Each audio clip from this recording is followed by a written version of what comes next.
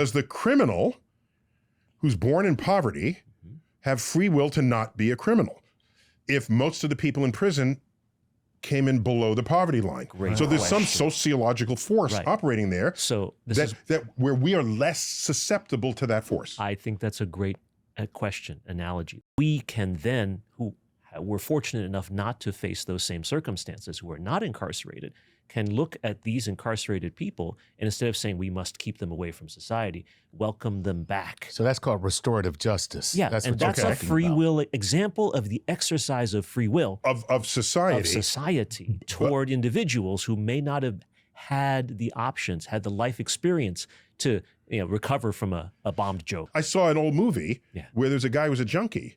Yeah. Right? And he needed help. But they said, no, the cops came and arrested him because he was a junkie. Right. Today, you wouldn't do that. Right. You would say the person needs help. They need, right. Right. Therapy. Even if that person Treatment. had robbed somebody, that person needs treatment.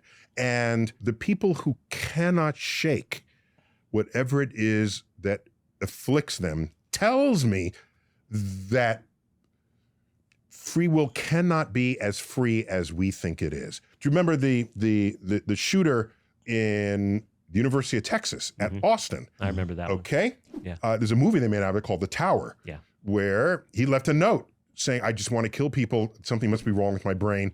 Please, when I die, find out. Look into this. They looked, and there was a tumor putting pressure on a part of the. In fact, that's how we learn anything about how the brain works when And you have this situations like this. Person had the free will he to didn't write have the free a will. note.